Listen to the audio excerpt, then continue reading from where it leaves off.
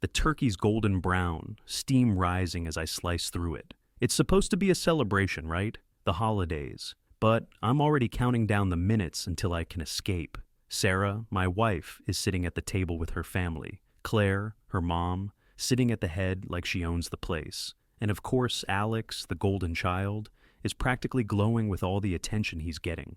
I carve another slice of turkey, the knife cutting through the meat with a little too much force, trying to keep my grip steady. Claire's voice rings out like the blade. "Oh, Alex," she says, smiling with that fake sweetness. "You're really making strides at the company. I'm so proud of you." Alex nods, soaking it up like he always does. The praise pours out like it's nothing, while I sit here, barely acknowledged. The knife feels heavy in my hand. Did she even notice me? Claire's eyes flick to me for a second, just enough to let me know she's thinking about her next little jab. She's been doing it for years, ever since I married Sarah, always making sure I know that I'm not enough. I'm not like Alex, not like the guy who's got his life figured out. A family business, a fast track to success, everything Claire thinks I should have done but didn't. "John, Claire continues, not even bothering to look at me. "If you just put your mind to it, the business could use someone like you. But, well, we all know you've got different priorities." I can feel the heat in my chest, like I'm suffocating. I want to say something, anything, but Sarah's sitting right there, smiling like she's oblivious. She knows. We've had this conversation before, but her loyalty's always been with her mother. "Yeah, you've got a lot on your plate with work," Alex pipes up, his tone soft. But the edge is there. He's aiming for the win, like he always does. I clink my glass and swallow my wine, the bitterness cutting through the growing knot in my throat. Sarah glances at me, then quickly back at Claire, and I see it, the shift, the quiet conspiracy between them. It's been happening for a while now, but tonight it's worse. The way Claire's talking, the way Sarah's silently agreeing, it's all part of the same game. They've been hinting about my lack of ambition for months, and now Alex is the new darling. I force a laugh. "Well, guess we all can't be as successful as Alex, huh?" The joke falls flat. My smile's just for show. I'm done. I've had enough of being the punchline, the nice guy who doesn't stand up for himself. But tonight I'll make sure they know it. I don't mean to listen. Really, I don't. But the kitchen's only a few steps away, and when Claire starts talking, her voice is as loud as a truck engine. "You need to think about alternatives, Sarah," she says, like it's just a casual suggestion, not the kind of thing you drop on your daughter while she's making mashed potatoes. "You deserve better than this. You deserve someone with ambition, someone who knows what they want." I just listen. The words cut deeper than I thought they would. "Alex has so much potential," Claire continues, her voice smooth and steady, like she's just talking about the weather. "He's got a future. He's a go-getter. You should be looking at someone like him." I feel sick. Alex, that smug bastard, the one who could do no wrong in her eyes. Sarah doesn't say anything at first. I imagine her face tight, conflicted, but too caught up in this web they've been spinning. Then she speaks, her voice small. "I've been thinking about it. A lot, actually." My heart stops. Thinking about it? What the hell does that even mean? "I can't keep living like this," Sarah says, her words barely above a whisper. "John's stagnating. I've tried, Claire. I've tried to make it work, but he's not going anywhere. Not like Alex. I don't even know who he is anymore." I swallow hard, the knife clattering onto the cutting board. Stagnating. That's how she sees me? That's how she sees me? "Are you sure?" Claire asks, like this is a business decision, like she's making a deal. "You've given him enough time, sweetheart. He's never going to change." My world tilts. All the little cracks I've been ignoring. All the times I've felt like I'm standing in the shadow of a woman who doesn't respect me, they're not cracks anymore. They're the foundation. The whole damn thing's been built on lies and manipulation. And I've been blind to it. Blind. I hear Sarah's soft footsteps on the tile. I don't move. The anger rises in my chest, but I keep it buried. I need answers. I need to look her in the eye. When she walks into the living room, she stops short. There's no way she doesn't know I've heard everything. The anger, the hurt. It must be written all over my face. I don't even bother pretending. I just ask the question I should have asked a long time ago. "Is it true?" My voice is calm, but it shakes underneath. "Everything your mother said?" Sarah freezes. For a second, she looks like she's going to lie, but then she does that thing she always does. She starts making excuses. It's not like you think, she says, her voice defensive. It's complicated, John. I just don't know what else to do. You haven't been. Don't. I cut her off, my voice hard now. Don't even try to tell me it's complicated. You don't know what else to do, but I sure as hell do. She flinches, but she doesn't apologize. She doesn't even try to take responsibility. I watch her, and it hits me harder than anything Claire said. She's been planning this for months. I don't want to hear her excuses anymore. I'm done. I walk past her, grab my jacket off the hook, and head for the door. I need space. I need to breathe. The cold air hits me as soon as I step outside. I don't even know where I'm going. I just need to get away, to think. Every step feels heavier than the last, like I'm dragging the weight of everything I've just learned. But I keep walking, needing to get farther from the house, farther from them. I pull out my phone, distracted, scrolling through messages. Then, I see it, an email from my boss. My stomach drops. I open it quickly. John, I regret to inform you that due to personal issues, your promotion is now on hold indefinitely. We'll revisit this once things settle. My heart sinks. The timing couldn't be worse. My promotion, gone. Another door slammed shut. I stand there for a moment, just staring at the screen. Everything is falling apart. My job, my marriage, all of it. I thought I was doing everything right. I thought I had a plan. But now I'm just stuck. This is it. I've had enough. I sit down in my usual spot in the garage, the cold concrete floor under my boots, the smell of motor oil still lingering in the air. My eyes wander over the old tools hanging on the wall, gathering dust. It used to be my sanctuary, a place where I could lose myself in a project, focus on something real. But now it feels like a shrine to everything I've lost. I crack open a beer, the hiss of the can loud in the silence. The first sip burns, but it's a kind of burn that feels familiar, like it's been there all along.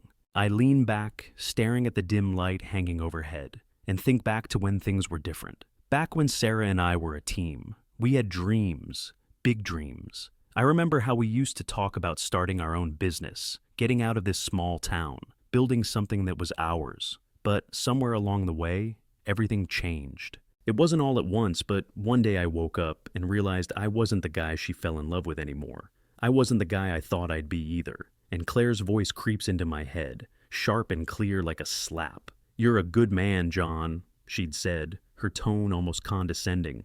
"But good enough isn't enough. That stings. It's still stinging. I've been good enough for too damn long. Good enough to be her husband, good enough to be Sarah's support, but never enough to stand on my own 2 feet. And I've had enough of it." I finish my beer, then pull out my phone. For a second, I think about putting it down, about just sitting here and letting things slide. But that's not me anymore. I'm done being the guy who gets overlooked, the guy who stays quiet while everyone else makes their moves. I open my contacts and find my lawyer's number. My fingers hover over the screen for a moment, but then I type it out. "I need to talk to you about a divorce. Let me know when you're free. It's the first step." It feels like a weight has shifted off my shoulders, but I know this is just the beginning. This battle's gonna be long, and I don't know if I've got what it takes to win. But at least now, I'm doing something. I'm taking control. I shove the phone back into my pocket and get up, pacing around the garage. There's a mess of boxes in the corner, stuff I haven't touched in years, old tax records, papers that were long forgotten. I go over, pull one out at random, and start flipping through it. A bunch of old receipts, a few files I haven't even looked at. Then I find it, a box hidden under a stack of dusty papers. My hands shake a little as I lift the lid. Inside are more records, tax returns, business papers from a time before Sarah and I stopped dreaming. I glance through them, and something catches my eye. A detail I vaguely remember from years ago, something I overlooked. It's something I didn't know before, something that could change everything about the divorce, something that could give me the leverage I need. The walls around me feel smaller now, like the whole world's getting a little tighter. I close the box, my mind spinning. This could work. This might be the opening I've been waiting for. But as I sit back down, I know one thing for sure. I'm not going down without a fight. Sunday arrives, and I know it's going to be a shit show. Sarah, Claire, and Alex, my whole family, are already on edge, their tight smiles barely hiding the tension. The air in the house is thick, like everyone's holding their breath, waiting for something to happen. I can feel it in my bones. I walk in, trying to stay calm. But I'm not here to play nice anymore. I'm done being the guy who keeps quiet, who just takes the jabs. No, today it all ends. I spot Claire first, sitting at the kitchen counter, sipping her wine like she's got all the time in the world. Alex is nearby, leaning against the wall, looking smug as hell. I don't waste any time. I walk straight over to Claire, my fists clenched at my sides. She looks up at me, her eyebrows lifting in that condescending way she does, like she's waiting for me to ask her permission for something. Claire, I say, my voice low but steady. We need to talk. She looks confused at first, then her eyes narrow. About what, John? She says, trying to play it off. But I'm not buying it. Not anymore. I know what you've been doing, I continue, my voice gaining strength. Manipulating me. Manipulating Sarah. For years. You've been playing both sides like it's some kind of game, and I'm not going to sit here and pretend I don't see it anymore. Claire stares at me, her lips pressed together tight, refusing to admit anything. I don't know what you're talking about, she says, but the shaky edge to her voice betrays her. Cut the crap, Claire, I snap, stepping closer. I know you've been feeding Sarah this bullshit about me not measuring up, about me being a failure, and you've been pushing her to leave me, to find someone better, haven't you? This whole time, it's been about getting me out of the picture so you can have Alex running the show. Claire's face falls. I see it, the flicker of guilt in her eyes, and that's all the confirmation I need. She opens her mouth, but no words come out. I'm not finished. Sarah's been planning this too, I say, raising my voice just enough for everyone in the room to hear. She's been talking to you about a separation, Claire. You've been putting that idea in her head for months. She's been sneaking money out of our account, while pretending everything's fine. There's a long, stunned silence. The room feels like it's closing in on me, like everyone's holding their breath, waiting for someone to say something. Sarah appears at the edge of the room, her face flushed, eyes wide. John, stop, she says, her voice tight. This isn't what you think. But I don't let her speak. Not this time. No, Sarah, I'm done. I'm done pretending I don't see through this whole thing. You've been planning this, and so has your mother, and I'm done letting you both make me the villain. I'm done with the lies. I'm done with you. I watch as the shock settles into her face, her lips trembling, but she doesn't argue, doesn't fight back. She's caught. The tension in the room thickens. Claire shifts uncomfortably, glancing at Alex, who's been standing there the whole time, watching it all unfold with an expression that's too calm, too detached. But then, just as I think I've said everything, Alex speaks up, his voice breaking the silence. You know, he says, his tone almost too casual, it's not just Claire and Sarah you should be mad at, John.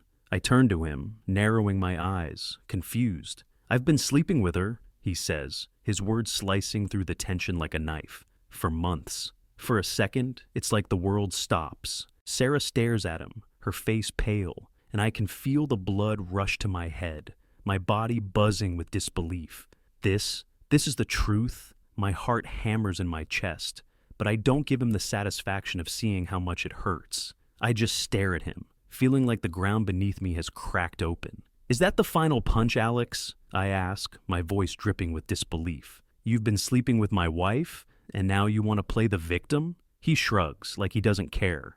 And maybe in his mind, he doesn't. But I can't stand the sight of him anymore. Both of them. I turn back to Sarah, who's frozen, looking at Alex with a mix of guilt and something else. Fear, maybe. But it doesn't matter. I'm done with this family. I've had enough. I'm done, I say again. This time, the finality of it hitting me. I don't care what you all do from here on out, but this is the last time I'll let you drag me through the mud. The silence in the room is deafening. Claire, Sarah, and Alex stand there, all of them just waiting for me to break, but I don't. I walk out of the room, leaving them behind in their mess, feeling like I've finally started to take back control. I've had enough. I didn't expect the phone call. The house is quiet after the confrontation. Too quiet. I'm sitting in the office, staring at the papers scattered across the desk. Divorce paperwork, legal stuff, things I don't want to think about right now. But the reality is, this is my life now.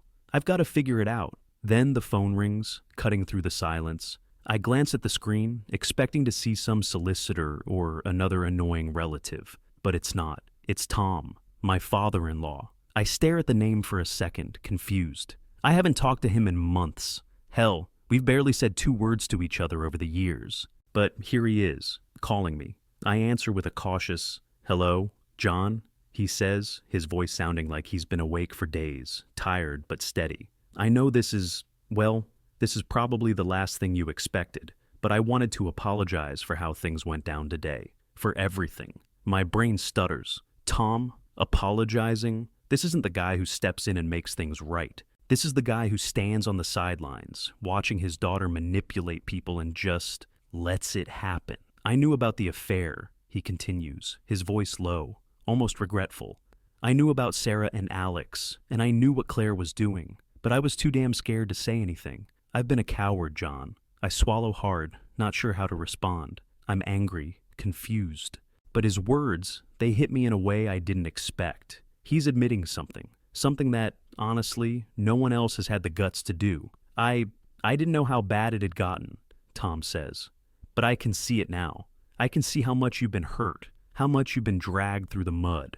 I want you to know I'm sorry. I should have spoken up sooner. I don't know what to say. He sounds genuine, but then again, he's Sarah's father. How much of this is him trying to make up for years of doing nothing? Or is he really on my side now? I know this doesn't fix anything, but if things go south, I want you to know. My door's open, he adds. You can stay here, John. If you need a place, you've got one. I'm sorry for everything. I've been a bad father-in-law. The offer throws me off guard. A place to stay? From Tom, of all people? He's not a man I've ever turned to for help. But the gesture, it means something. I can't deny that. I don't say much. Just a quiet thank you slips out. I don't know what else to say, and I don't want to sound desperate. But as I hang up, I sit there for a moment, letting it all sink in. Maybe this is the start of something. Maybe, just maybe, Tom's apology is the ally I didn't even know I needed. Later that night, I'm sitting back in the office, going through everything again. The divorce papers are spread out in front of me, my mind racing through every detail. But this time, it's different. Tom's offer. It changes things. I've got an ally now. Even if he's late to the game, he's on my side. That's more than I had this morning. I take a breath, letting that small bit of hope settle into my chest. I'm not alone in this fight. Then, as I sift through more of the paperwork, I come across a bank statement. I'm not sure what I'm looking for, but something feels off. There it is, a trust account tied to our finances. Something I hadn't paid attention to before. Tom must know about this. That's the kind of leverage I need. The kind of leverage that could change everything in the divorce. The kind that gives me a fighting chance. I lean back in my chair, my mind whirring. This changes things. With Tom's help and that trust fund, I might actually have a way out of this. I might actually win. For the first time in a long time, I feel like I'm taking control, and it feels damn good. The papers are signed. I sit across from my lawyer, looking over the divorce paperwork one last time. The weight of it is almost suffocating, but at the same time, it feels like a weight's been lifted off my shoulders. The lawyer's voice is a low hum in the background, going over the details, custody, assets, the settlement, but all I hear is the sound of the words final and done echoing in my head.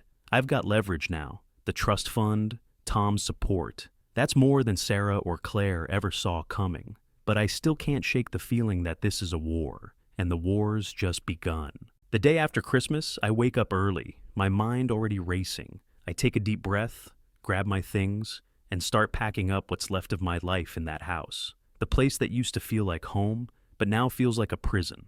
It doesn't take long. Clothes, a few books, old photos I don't even want to look at anymore. I toss the last box into the back of the truck, the door slamming shut with a finality I can almost feel in my bones. It's done. I'm done. When I pull out of the driveway for the last time, I feel something. Something like relief, mixed with regret.